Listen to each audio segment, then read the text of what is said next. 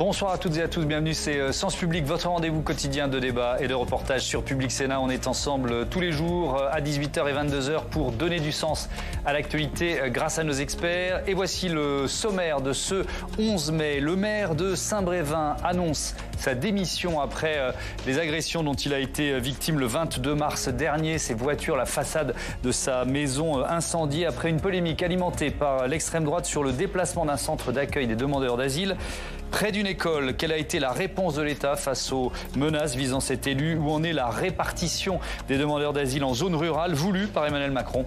On en débat dans une minute. Et puis, c'est l'une des priorités du ministre de l'Éducation nationale, la lutte contre la ségrégation sociale. Il n'y a pas d'amélioration sur la question des inégalités. Et ça, vous avez raison, c'est extrêmement préoccupant parce que forcément, c'est la question de la promesse républicaine, presque de la méritocratie, où on voit que les enfants issus de milieux socio-économiques modestes, eh bien, ont vraiment beaucoup moins de chances de réussir que les autres. Afin d'améliorer la mixité scolaire, Pape Ndiaye réunissait aujourd'hui les recteurs d'académie pour leur donner une feuille de route, mais pas d'annonce officielle. Sa conférence de presse a été annulée. Quelles difficultés rencontre le ministre, notamment avec les établissements privés? Comment lutter contre les lycées ghettos? Doit-on conditionner les subventions aux écoles privées à des objectifs de mixité? Réponse dans 3 quarts d'heure. Mais d'abord, un maire qui jette l'éponge face à la violence. Yannick Morez quitte la commune dans laquelle lui et sa famille vivaient depuis 32 ans. Nadia Lorjou. Après 6 ans à la tête de Saint-Brévin-les-Pins, Yannick Morez jette l'éponge. L'édile d'hiver droite défend le transfert sur sa commune d'un centre d'accueil de demandeurs d'asile.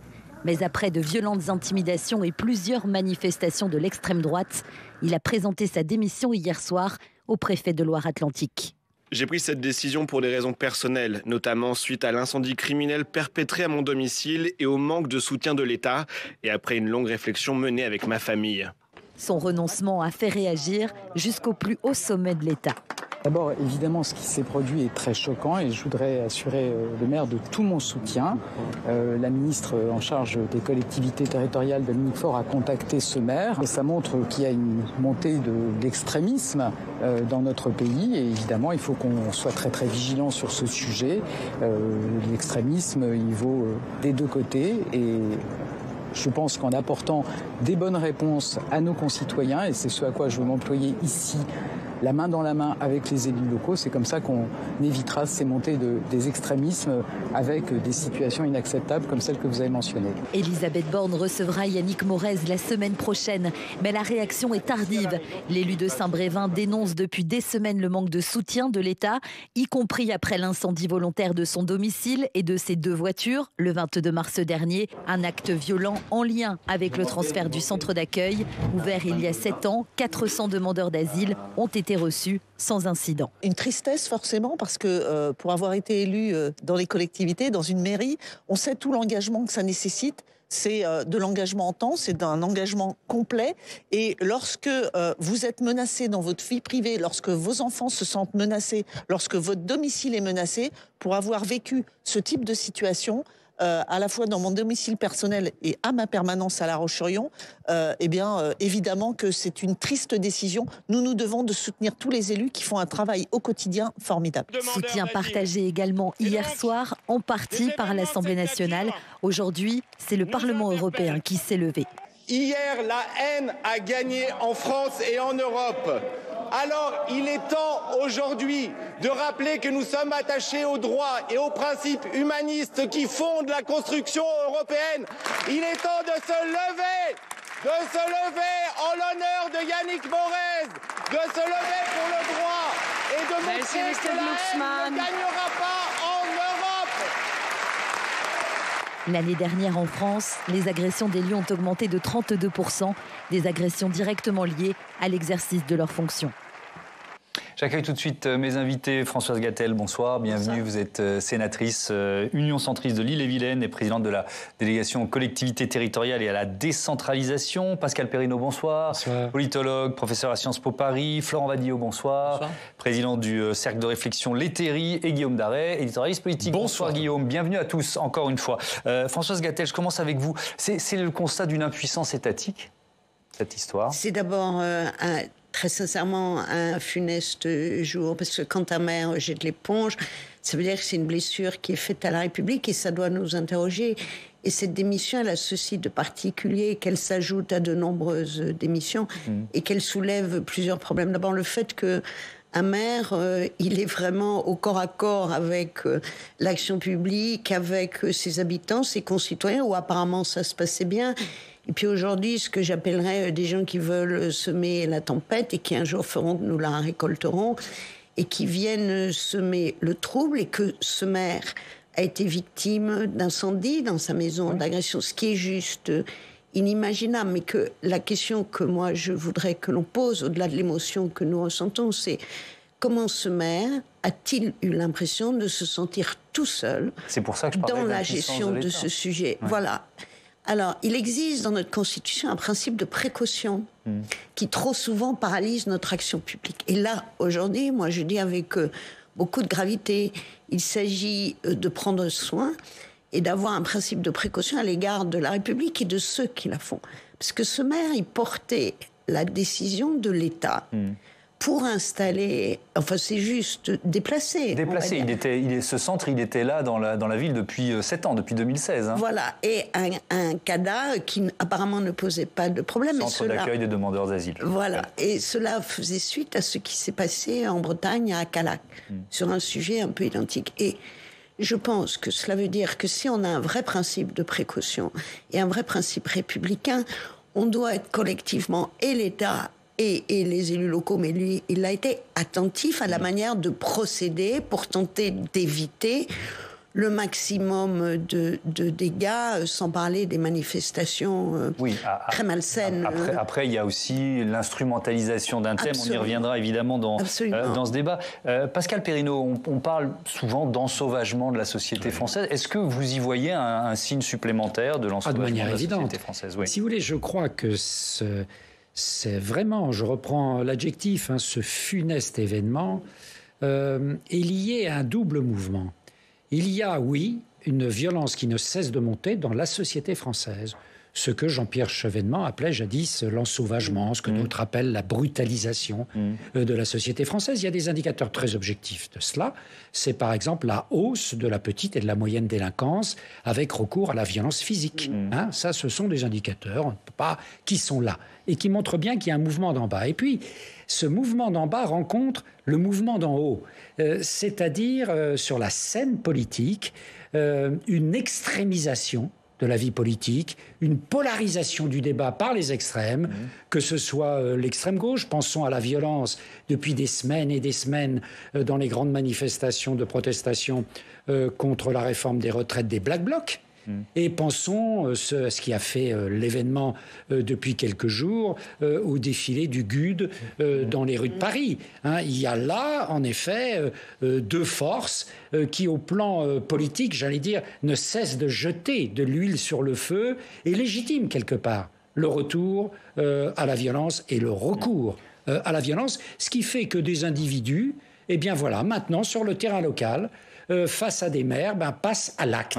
Et passe à l'acte, en effet, de mettre l'incendie dans une maison où d'ailleurs ils auraient pu emporter et brûler une famille. C'est pas ça qui les arrête. Et ça, c'est extrêmement inquiétant parce que, je terminerai par là, les maires, c'est le dernier rempart de la République et de la démocratie sur le terrain, à l'heure où la démocratie fait l'objet de multiples contestations. Et donc ça pose aussi la question de la responsabilité de la parole politique. Donc là, on a déjà deux thèmes qu'on va évidemment creuser ensemble, l'impuissance de l'État, la responsabilité des politiques quand ils prennent la parole. Florent Wadillo, on peut dire malheureusement que la stratégie d'intimidation, elle a fonctionné à Saint-Brévin, avec... Voilà, le risque d'un précédent. C'est-à-dire à quel point ça peut libérer la tentation pour d'autres d'agir de la même façon, puisqu'un maire a cédé.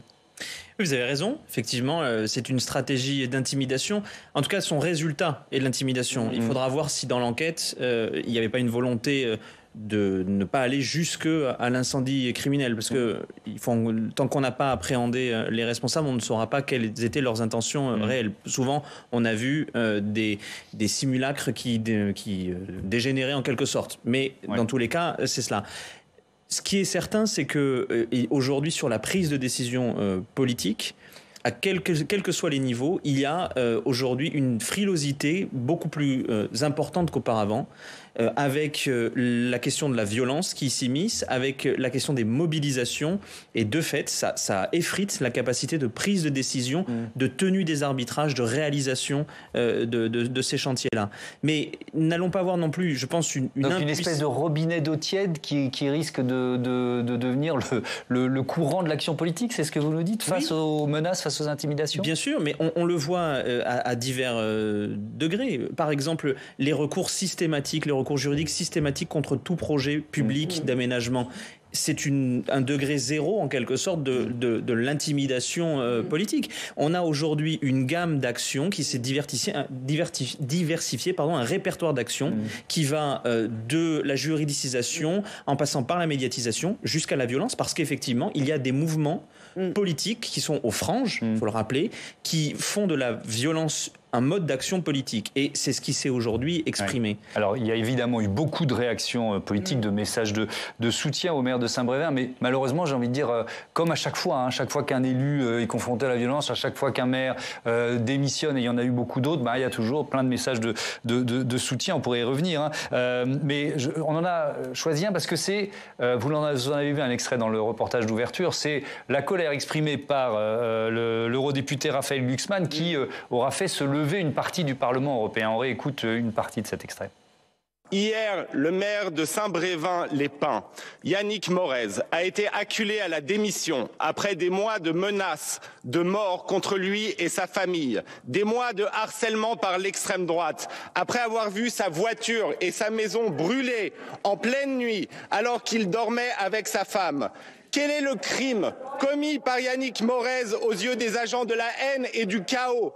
Son seul crime est d'avoir accepté l'établissement d'un centre d'accueil dans sa commune pour demandeurs d'asile, d'avoir respecté notre droit et nos principes.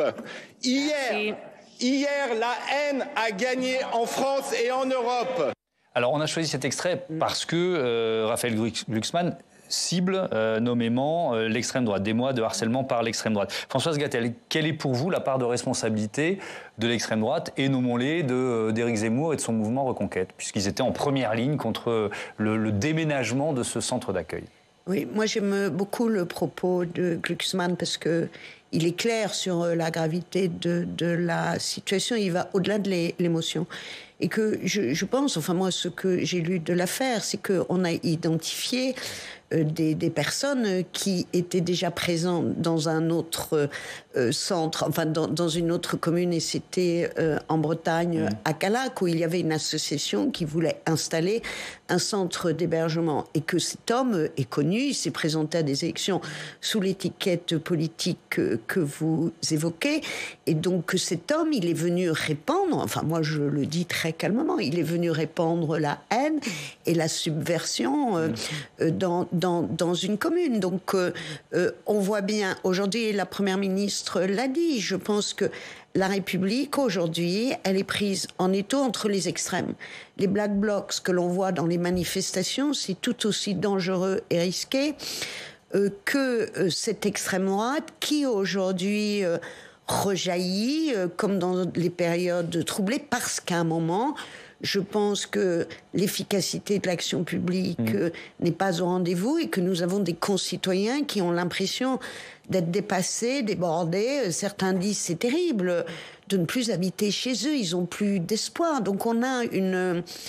Je pense, enfin moi je dis pas qu'on a failli, mais en tout cas globalement c'est pas très réussi tout ça, et que au-delà de la recherche de culpabilité, d'émotion et d'anathème consolant, je pense que reconnaître l'engagement de cet homme et rendre hommage à la démission du maire, c'est en quelque sorte se dire bon, on a compris, donc maintenant comment on fait, comment on travaille ensemble pour exercer cette surveillance bienveillante sur notre République. Oui, je reste sur la thématique de l'extrême droite. Alors là aussi, on va essayer d'être d'être précis et peut-être pas trop simpliste et binaire. Pascal Perrineau, il y a d'abord un fait. À l'Assemblée nationale, seuls les députés du Rassemblement national ont refusé de se lever pour soutenir et rendre hommage au maire de Saint-Brévin. Pourquoi ? Ils envoient un message à leur base électorale historique ? Comment vous l'analysez ? Non, je crois que c'est un comportement extrêmement condamnable. Le RN, depuis son élection sous forme de groupe, nous avait habitués, j'allais dire, à des initiatives un peu plus heureuses depuis juin dernier, dans le cadre de sa volonté de montrer que c'était une force démocratique attachée à la défense de la culture républicaine, qui est un patrimoine commun. Là, j'avoue que ce type d'attitude est assez surprenant. Est-ce que c'est une erreur politique ? Je crois que si on est un peu cynique dans l'analyse. Accro quand même. Mais bien sûr. Moi, logique de volonté de respectabilité. Voilà, je crois que c'est une erreur politique, surtout. Ou alors, ils se sentent visés. Mais pour l'instant, d'ailleurs, attendons la fin de l'enquête. On verra si oui ou non l'individu qui a mis le feu fin mars à la voiture et aux voitures et au domicile de ce maire vient des milieux de l'extrême droite ou non. Donc quelque part, l'attitude est un peu troublante et étrange, et je crois que c'est une faute de quart.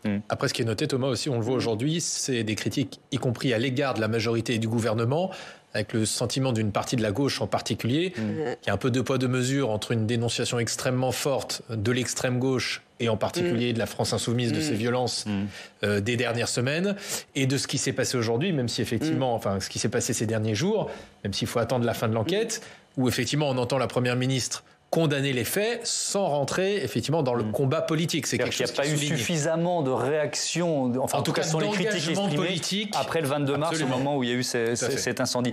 Florent Wadillo, là aussi on peut faire extrême droite, ultra droite. De quoi on parle d'après vous ?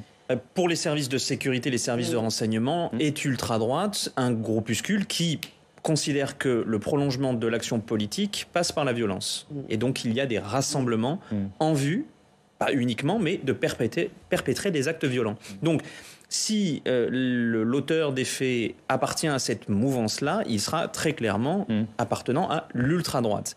L'extrême droite, normalement, reste dans le champ d'exercice politique, démocratique. Il peut en contester les fondements. Ça a été le cas du Front National pendant très longtemps. Ça n'est plus le cas du Rassemblement National. Et peut surtout entretenir une porosité avec un discours violent. Et dans la dernière élection présidentielle, celui qui clairement a joué sur ce tableau-là, c'est Éric Zemmour. On se souvient de son discours devant la Tour Eiffel, lorsqu'il y avait eu ces militants qui avaient scandé des propos d'une rare violence à l'égard des membres du gouvernement. Il avait eu un problème d'audition momentanée. Cet entretien, justement, de la porosité entre on valide le recours par certains à la violence, au moins la violence fantasmée, et certains de ses membres qui peuvent passer à la violence, ça permet de faire glisser certaines mouvements politiques du champ républicain à l'ultra-droite ou l'ultra-gauche lorsque c'est le cas. Pascal Perrineau, peut-être un mot sur cette porosité, extrême droite, ultra-droite ? Oui, il y a une porosité en termes de mode d'action, de manière évidente, mais ça n'est pas en effet nouveau.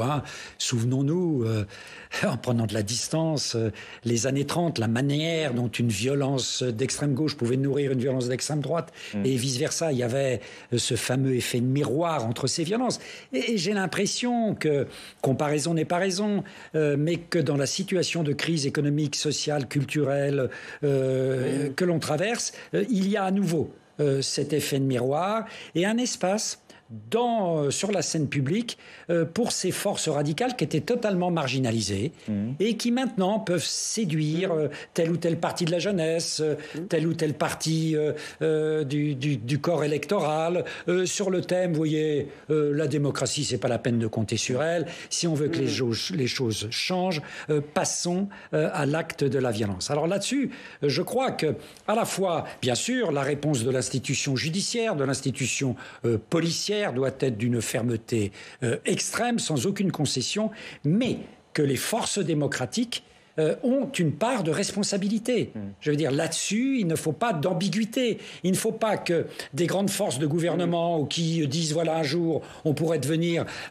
force de gouvernement alternative, pratiquent l'ambiguïté sur la condamnation de la violence. La violence, elle doit se condamner ici et maintenant, quelle que soit son origine, et même quand c'est la violence, j'allais dire de son camp, au sens large, que ce soit les gauches ou les droites. Thomas, j'ai une information à vous donner qui concerne en premier lieu le Sénat, puisque je peux vous dire, ça sera officiel dans quelques minutes, que la commission des lois du Sénat auditionnera justement le maire de Saint-Brévin, Yannick Morez, le mercredi 17 mai. Mercredi 17 mai à 11h, on a eu l'information exactement au même moment. Mais merci beaucoup de nous la donner. Alors, ce débat...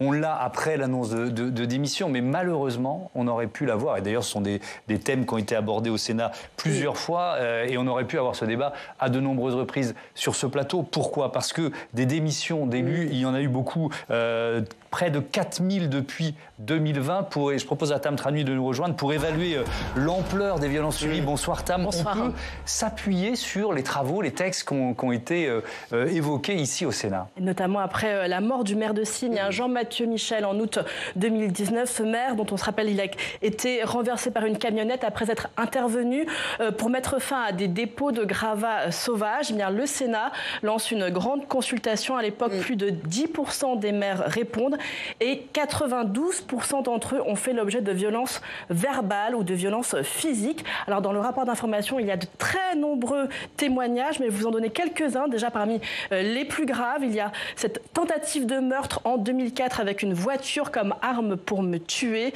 2 interventions chirurgicales, plus de 6 mois d'arrêt. Ou encore, j'ai reçu 9 coups de couteau et j'ai été annoncé mort au journal de 20h.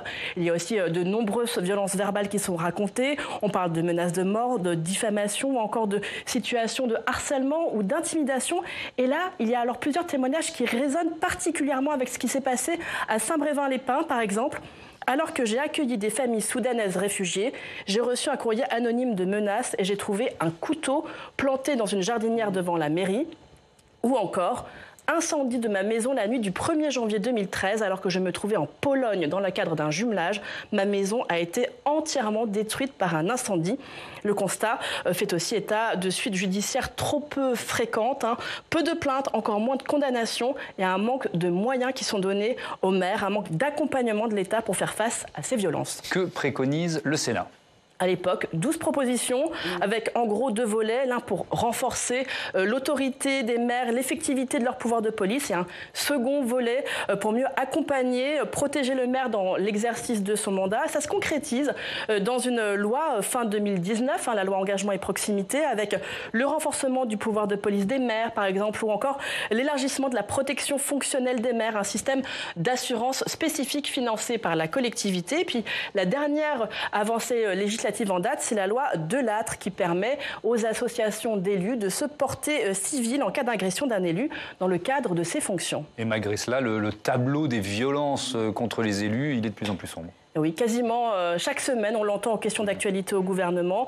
Les sénateurs se font l'écho des violences faites aux élus et aussi du problème des démissions d'élus qui découlent de tout cela. Et dernièrement, le 30 mars, une sénatrice avait déjà interpellé le gouvernement sur l'événement dont on parle aujourd'hui. Écoutez cet échange. La semaine dernière, la voiture et la maison du maire de Saint-Brévin, en Loire-Atlantique, ont été touchées par un incendie volontaire. Comment allez-vous protéger ceux qui font vivre notre République au quotidien dans les 35 000 communes de France? Il y aura une enquête pour pouvoir le démontrer, mais que du simple fait qu'il ait accepté la mise en place d'un centre d'accueil pour réfugiés, à la demande d'ailleurs de l'État, et c'est son rôle de l'accepter, il a été d'abord victime de menaces de mort, d'injures, puis finalement a vu son domicile dégradé avec l'incendie de ses 2 voitures et une dégradation d'une partie de sa maison par, vous dites par qui, Madame la sénatrice ? Cette fois-ci, c'est probablement par l'extrême droite, Madame la sénatrice. Nous devons faire ce travail pédagogique pour aller expliquer aux populations que nous devons protéger les maires. Ils font partie de la vie de la nation et s'attaquer à un maire, c'est s'attaquer à la République. Et la République protégera les siens. Voilà, depuis, le maire de Saint-Brévin a démissionné. Il a dénoncé le manque de soutien de l'État. Les violences contre les maires et les élus, elles ont augmenté de 47% en 2021, de nouveau de 32% en 2022. Elles ont donc presque doublé en 2 ans. Merci Tam. Françoise Gatel, je parlais du manque de soutien de l'État. Enfin, quand je revois cette liste, il y a des faits qui datent de 2004, de 2013, qui sont aussi graves que ceux dont on parle ce soir, même s'il y a eu une loi, même s'il y a eu, je le comprends bien, une volonté Voilà, c'est quoi? C'est impossible de protéger tous les élus qui sont menacés? Comment vous l'expliquez? Je pense que c'est sans doute impossible d'empêcher tout accident provoqué par des gens dont on ne sait pas s'ils sont de l'extrême droite ou de l'extrême gauche, et des gens qui sont sensibles à des discours un peu étranges. Mais cela a été dit, je pense que le maire, il incarne d'une part une autorité, et puis il est celui que l'on voit. Celui contre lequel on exprime en quelque sorte le désaccord, la désillusion, et le maire, il est tout seul. C'est-à-dire, le maire, les communes, 35 000, vous en avez 15 habitants, vous avez des grandes communes où le maire, il a un peu plus de distance, il est au cœur de tout ça. Il finit par devenir le symbole de toutes les paroles publiques, quoi, en quelque sorte. Absolument. C'est-à-dire, vous voyez, c'est comme en quelque sorte, un punching ball. Mais à un moment, la chose devient grave, et que je pense qu'il y a deux choses dans tout ça. Il faut effectivement protéger les maires et faire qu'ils ne soient pas en danger de mort, il faut le dire. Et en plus, il y a la famille. Vous voyez ce qui pèse sur la famille. Et ce qui fait qu'un maire, il s'engage pour servir. Il ne s'engage pas pour que sa famille soit victime de peur, risque d'être brûlée, vous l'avez rappelé. Donc Mais là, le maire de Saint-Brévin, pardon de vous interrompre, il est allé à la gendarmerie, grosso modo, il n'a pas eu de réponse, quoi. Alors, moi, je sais pas. Je pense qu'aujourd'hui, il faut dire que il y a eu quelques progrès de la part du ministère de la Justice sur l'écoute et l'attention prêtée aux agressions d'élus depuis la loi. Mais ça ne suffit pas. Et qu'ensuite, la question qui se pose, c'est est-ce que ce maire, comment le maire a été accompagné par l'État, c'est-à-dire le préfet, que je n'accable pas, mais c'est quand même le sujet, pour installer ou déplacer chez lui un cadavre qui lui a été demandé par l'État. Est-ce qu'on laisse le maire en disant « Alors voilà, monsieur le maire, vous devez faire ça, alors vous y allez, et on va voir, et franchement, mais vous en êtes tout. » Ce sont des thématiques inflammables, ou en tout cas utilisées comme telles, quoi. Et qu'aujourd'hui, cela a été dit, dans une société qui est électrique, qui a peur de tout, qui ne veut pas voir l'étranger, qui craint que, même si rien n'arrive, on ne laisse pas un maire tout seul mener un projet de cette nature. Donc c'est aussi la manière dont l'État, et au Sénat, on a beaucoup travaillé sur la manière dont, dans les territoires, les préfets de département, ils ont des services pour accompagner. Vous l'aviez dit tout à l'heure. On a vu quand il y a eu le démantèlement à Calais, comment, quand il y a eu des déménagements, on va dire, de personnes en situation parfois irrégulière dans des communes un peu isolées, comment l'État, il a pris soin d'accompagner socialement, juridiquement. Donc c'est possible. Eh bien oui, en tout cas, c'est possible et ça doit être fait. Ça doit être fait. Et donc, moi, je pense que... vous l'avez dit, on se désole, on compatit, c'est exactement ce qui nous arrive après des attentats. Alors on sort les bougies, on sort les roses, on regrette, voilà. Sauf qu'à un moment, nos condoléances, on va les offrir à la République. Parce que le problème, c'est que demain matin, qui va vouloir s'engager comme maire ? Vous avez... C'est pas de la désertion. C'est qu'aujourd'hui, vous demandez... Mais par exemple, l'Association des maires de France, que vous y êtes aussi, elle fait quoi ? Elle aide, elle a mis des moyens les associations départementales accompagnent, aident, portent plainte, font des actions de formation auprès des élus avec la gendarmerie. Il y a des tas de choses.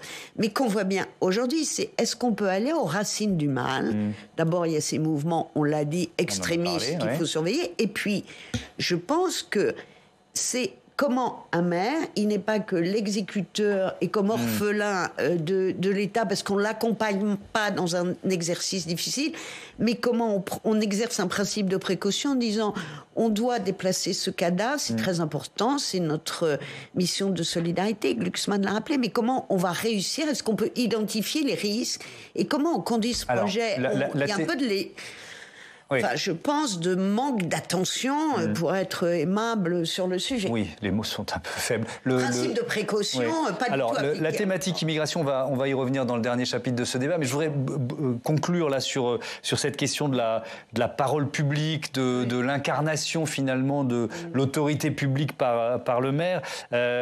Florent Ovidio, est-ce que c'est la sanction, est-ce qu'une sanction juridique plus lourde peut suffire? C'est vrai que il y avait une proposition de loi au Sénat pour que la sanction d'une agression contre un maire soit la même que contre un policier ou un pompier, par exemple. Est-ce que ça suffit pour vous? Il faut savoir qu'en droit pénal, plus vous accroissez les quantums de peine et moins vous avez des faits en réalité médiatiques, parce que les condamnations sont toujours les unes après les autres. Donc l'aspect dissuasif de l'accroissement des quantums de peine en matière c'est pas la peur ça ne marche pas. De la peine qui va changer les choses. Parce que quand vous basculez dans un acte de violence, sauf lorsqu'il est prémédité, vous ne pensez pas au quantum de peine qui va vous être infligé par le magistrat. Mais alors il faut faire quoi ?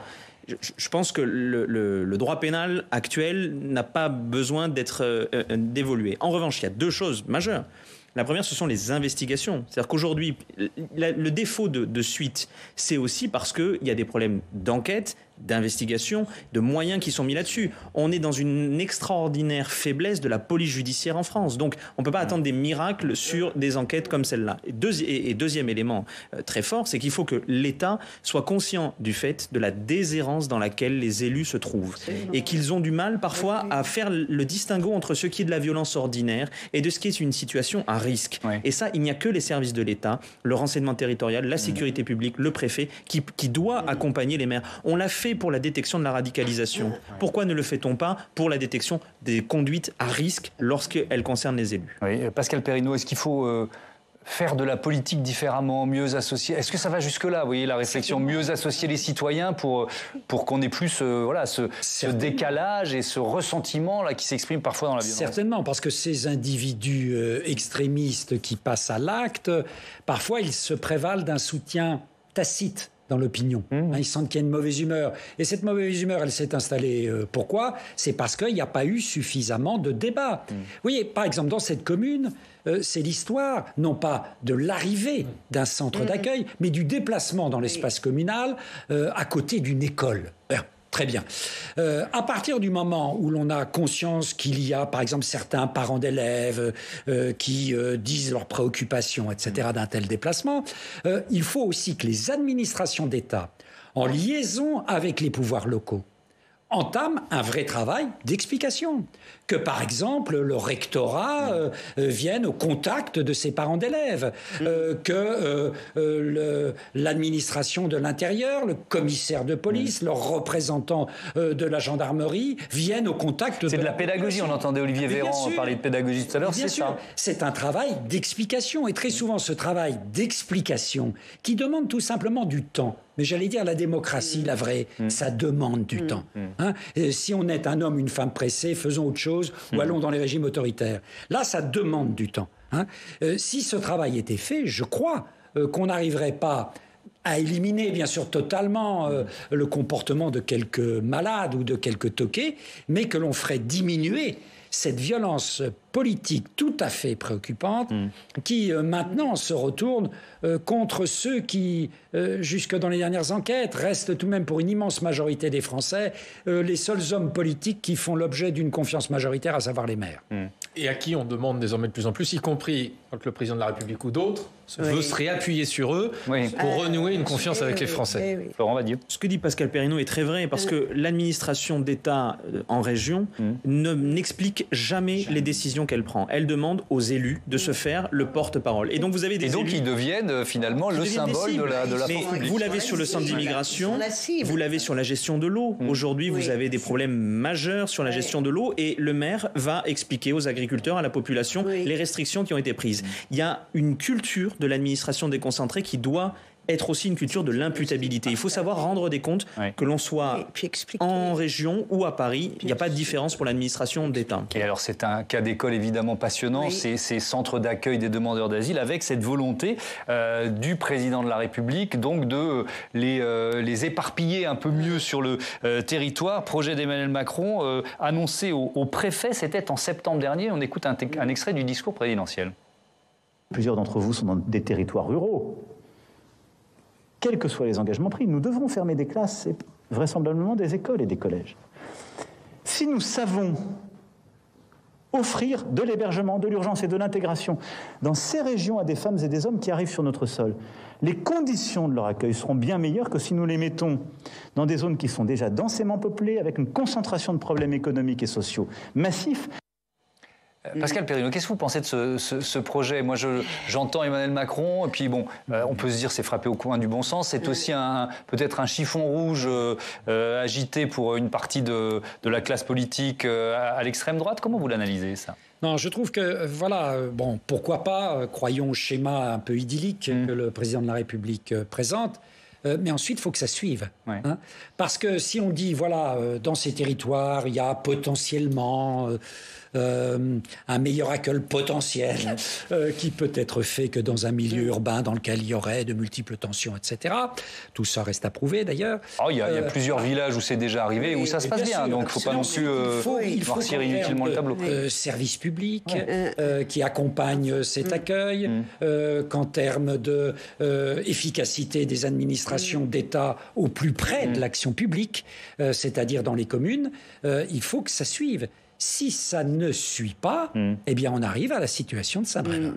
Voilà. Hein, qui tourne au drame. Heureusement, ça ne tourne pas toujours au drame, mais qui peut tourner au drame et qui tourne au drame de plus en plus, ce qui est préoccupant. Donc méfions-nous des effets d'annonce. Françoise Gatel? Oui, moi, j'entends ce que dit le président de la République sur le principe, ça peut être vrai. Seulement... faut pas oublier quelque chose dont nous n'avons pas parlé, que derrière tout ça, le sentiment de déclassement des territoires qui sont éloignés, qui souffrent socialement, qui n'ont pas de mobilité et qui, à un moment, il faut le dire, ne se reconnaissent plus dans leur environnement. Si vous dites, dans ces territoires qui sont capables d'être très accueillants, vous l'avez dit, et qui peuvent... Eh bien, écoutez, nous avons décidé de pouvoir permettre à des personnes que le pays va accueillir de s'installer. Non, mais vous ne pouvez pas imposer ça à des gens sans qu'ils comprennent, parce que ça ne peut pas être pyramidal. C'est comme une greffe. Quand vous faites une greffe, quand vous êtes chirurgien et que vous faites une greffe, vous vous assurez que la greffe va prendre. Et donc, ça veut dire qu'il faut parler, il faut accompagner les gens, il faut que ce soit accepté. Et donc, vous voyez, c'est ce qu'on appelle de l'affectio societatis républicain. Si les gens, ils ont l'impression d'être au bout du couloir et que c'est le tunnel, qu'ils n'ont pas de futur et qu'on leur dit « Ouais, alors vous pouvez accueillir des gens, vous comprenez, parce que comme ça, on ne fermera pas vos écoles. » Les gens, ça leur tombe dessus comme quelque chose qui leur est imposé parce qu'il pourrait, que la ville ne pourrait pas, et ils se sentent un peu accablés. Donc, il faut qu'on ait un travail différent, qui soit un travail collectif et positif. Ce qu'on a vu des communes accueillir des personnes qui venaient de l'extérieur, et c'est une chance pour ces territoires, et ça c'est bien fait. Mais pourquoi on va vous imposer à vous telle chose, parce qu'on a considéré que vous pouviez, vous aviez de la place et ça allait vous rendre service. Une réserve à émettre, si je dis pas de bêtises, et je crois qu'au moment, il y a quelques années, des fortes vagues migratoires, notamment au début de la guerre en Syrie, cette idée avait déjà été émise. Absolument. Et en réalité, on n'a jamais trouvé le nombre de familles nécessaires pour aller s'implanter dans ces territoires-là. Le problème n'était pas tant l'accueil que quand il y avait une répartition qui s'était faite au niveau européen, la France n'a jamais atteint en réalité le nombre de personnes qu'on aurait pu accueillir. Florent Badiot, vous signez dans l'Humanité une tribune sur une politique d'immigration de gauche. Est-ce que une mesure comme celle-là pourrait y trouver sa place ou pas? Alors, d'abord, il y a un précédent. Parce que quand j'étais au cabinet du garde des Sceaux en 2016, nous avons mis en place une clé de péréquation pour que les mineurs étrangers isolés, les mineurs non accompagnés désormais, soient répartis dans les départements de manière à ce que la charge ne repose pas sur uniquement les départements d'entrée et de stationnement. Mais ce précédent-là, donc il existe, et je pense qu'Emmanuel Macron s'est inspiré de cela. Mais il existe pour une raison très simple, c'est que la compétence du département, c'est l'aide sociale à l'enfance, et que ces mineurs non accompagnés, ils ressortent de l'aide sociale à l'enfance. Donc on part d'un truc pour ensuite en faire une généralisation. C'est une folie. Parce qu'à l'époque, nous avons mis 2 ans à négocier avec l'Association des départements de France. Il y a eu une compensation financière de l'État. Et je peux vous assurer que derrière, normalement, un mineur non accompagné, il fait l'objet d'une prise en charge financière extrêmement forte de la part de l'État. Donc ce qu'annonce le président de la République, c'est qu'en réalité, si je fais un raccourci, mais son discours n'était guère plus éloquent que cela. Vous fermez une école, on fait un CRA à la place, un centre de rétention administrative ou un CADA, un centre d'accueil des demandeurs d'asile. Mais ça ne marche pas comme ça. Parce qu'en réalité, ça voudrait dire que l'ensemble de notre politique migratoire migratoire, elle est calculée précisément pour répartir la charge, mais que donc elle a les moyens financiers de faire de l'accompagnement, de l'insertion et de la reconduite à la frontière. Parce qu'aujourd'hui, l'ensemble du dispositif est défaillant. C'est-à-dire on ne sait pas intégrer, mais on ne sait pas reconduire non plus à la frontière, et pourtant les budgets sont colossaux.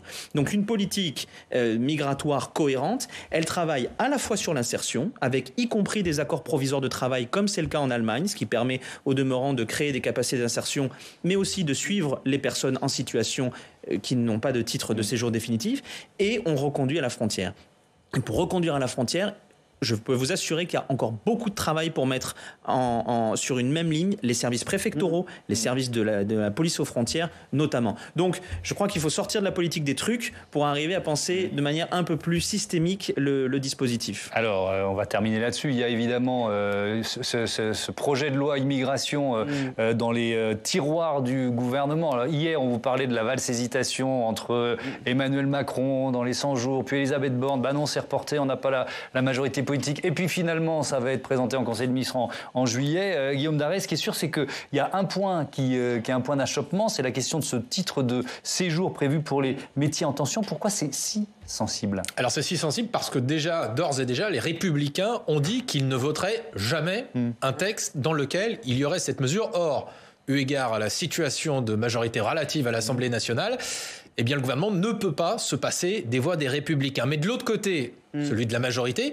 vous avez des députés qui ne veulent pas d'un texte qui aurait été fait que pour la droite et qui au contraire veulent de cette mesure parce que c'était aussi perçu comme un signal envoyé en quelque sorte aux électeurs de centre-gauche. Donc c'est vrai que Gérald Darmanin est un peu face à un casse-tête, une énigme qui est difficile à résoudre, et son entourage me disait cet après-midi que la solution pourrait peut-être être de réduire le nombre de métiers en tension concernés justement par ce titre de séjour, même si les consultations ne font que débuter. Il a reçu par exemple aujourd'hui Sacha Houlié, le président de la commission des lois à l'Assemblée, et Aurore Berger, la présidente du groupe majoritaire à l'Assemblée. Le discours, c'est de dire pour l'instant, il n'est pas question de supprimer cette proposition. C'est ça, pour l'instant. Ça traduit quoi, ces tensions? Alors, ça traduit déjà que Gérald Darmanin n'a pas l'intention de laisser tomber ce texte, parce qu'on sait que pour lui, politiquement, c'est pas possible que ce texte ne soit pas voté, ce serait un échec politique, et donc que pour cela, il est prêt à faire peut-être pas toutes, mais à peu près toutes les concessions possibles à ses anciens amis de droite.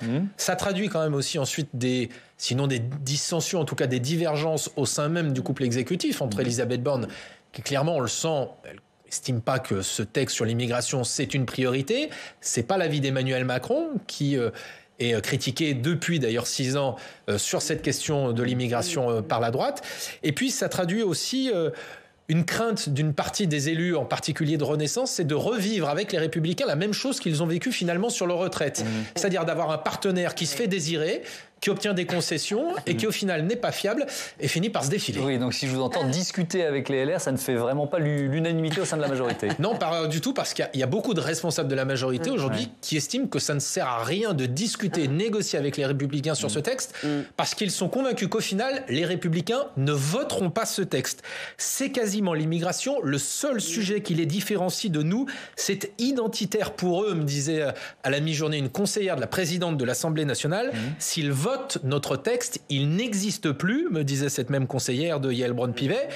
Sans les LR, quelle solution, Thomas? Alors s'il en reste une, le fameux 49.3, là ce serait extrêmement compliqué, ce serait même une folie, me disait tout à l'heure une députée, mais après ce qu'on a vu ces dernières semaines, tout est possible. Bon. Est-ce qu'il faut, Françoise Gatel, si on revient là-bas, est-ce qu'il faut vraiment une nouvelle loi immigration alors qu'il y en a eu, je crois, plus de 20 en 30 ans?